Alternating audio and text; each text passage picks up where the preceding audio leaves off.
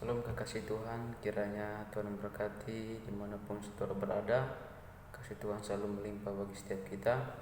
Pada kesempatan kali ini kita akan membahas tentang teladan dalam kasih yang terdapat di dalam Injil Lukas pasal 10 ayat yang ke-25 sampai 37. Di dalam perikop tersebut diawali oleh ahli Taurat yang berusaha mencoba Yesus untuk mencari-cari kesalahannya, tapi Yesus menjawab dengan luar biasa melalui perumpamaan orang Samaria yang baik hati. Ada sebuah pertanyaan yang menarik dari pertanyaan ahli Taurat, yaitu siapakah sesamaku manusia?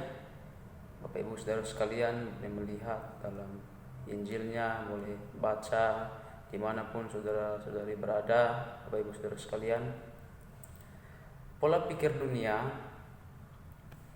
untuk mengasihi sesama kita, yaitu kita mengasihi siapa yang pantas dikasihi.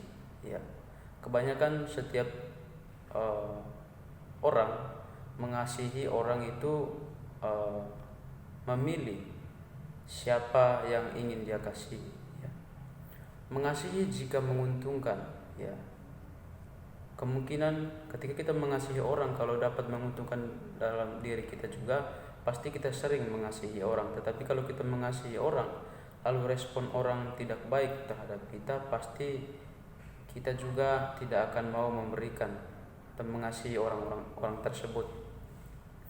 Mengasihi jika tidak merugikan, mengasihi jika mendapatkan imbalan. Artinya apa?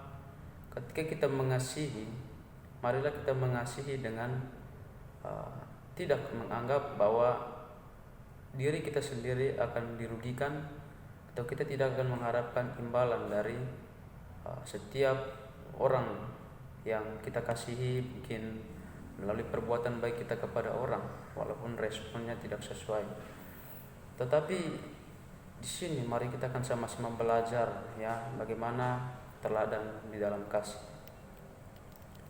Dalam perumpamaan tersebut terdapat beberapa tokoh yang yaitu imam dan orang Lewi. Pada saat itu seorang imam dan Lewi dipandang sebagai orang baik, yang seharusnya ketika melihat orang yang menderita akan menolong orang tersebut. Tetapi di perumpamaan tersebut, kedua orang tersebut melihat orang yang terluka setengah mati tetapi hanya melewatinya dari seberang jalan dan mengabaikannya. Dalam kisah orang Samaria yang baik hati, ada beberapa orang yang melihat orang yang sudah terluka, bahkan pingsan di tengah jalan, namun mereka melewatinya saja. Tapi berbeda dengan orang Samaria, ya, pada zaman itu orang Samaria adalah musuh orang Israel, ya, musuh orang Israel.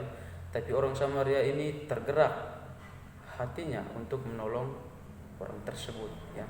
Bahkan bukan hanya menolong, orang Samaria ini juga membawanya ke penginapan, dan juga di sana dia memberikan uang kepada pemilik penginapan untuk merawat orang tersebut, ya.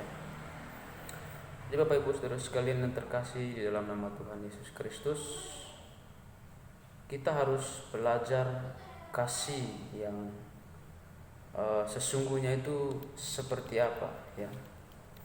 Kasih itu sebagai ekspresi kita, ya. Kasih seharusnya itu sebuah ekspresi, tapi bukan impersi, ya.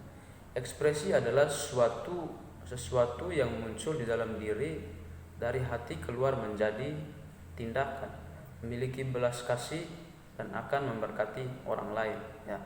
Itu adalah ekspresi ketika kita muncul dari dalam diri kita untuk melakukan tindakan mengasihi orang lain yang kita jumpai, memang patut untuk kita kasihi, ya.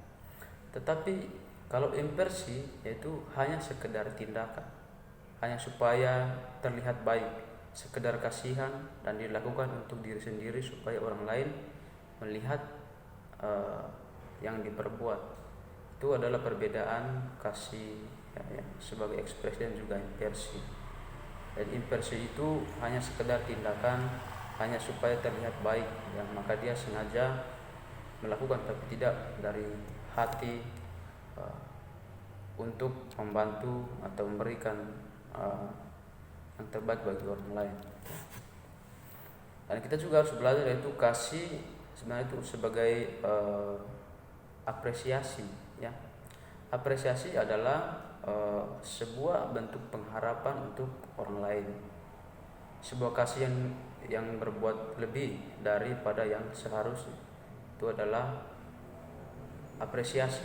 Jadi kita membantu orang lain itu ya, mungkin apa yang orang lain inginkan, terus yang kita beri itu lebih daripada orang yang inginkan, yang patut untuk kita memberikan sesuatu atau mengasihi ya. Seperti orang Samaria tadi ya, dia bukan hanya menolong tetapi juga membalut luka dan membawanya ke penginapan untuk dirawat. Di sana dia tanpa memandang siapa yang dia tolong, tanpa memandang agama, suku dan lain sebagainya.